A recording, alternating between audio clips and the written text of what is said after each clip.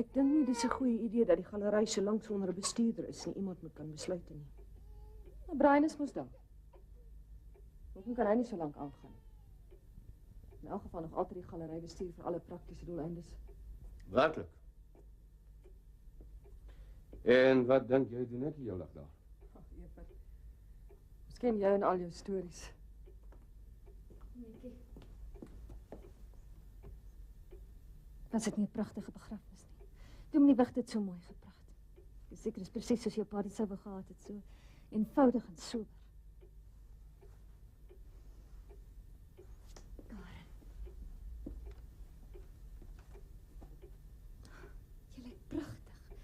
Ek het nooit kon dink die kleur sou jou pas nie. Maar jy verras mens mos kom altyd met iets nuuts vorendag. Daar's steenkoek in die eetkamer. Kom gerus steen. Dankie. Seker daar's niks waarmee ek kan help nie, Karen. Ek kan net dink hoe dit nie kombuis moet gaan met al die mense wat kom. Jy moet tog net sê as ek kan help bedien of iets, hoor. Ek is seker Kasta het alles onder beheer. Dankie, Els. Sy's almal op voorslag.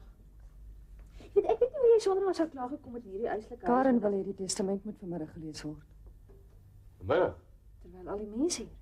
Nee. Eers later. Nie die familie. Karen het gevoel dit is belangrik om te weet wat van die galery gaan word. Maar ja. Jy weet sal dit tog sekerlik erf. Hy is besluit van rekening die enigste seun. Mens weet nooit. My pa het 'n paar eienaardige besluite in sy lewe geneem.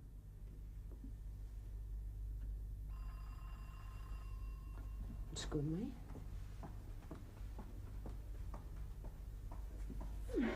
Ek het alweer dat ding gedoen, lyk dit my. Johan.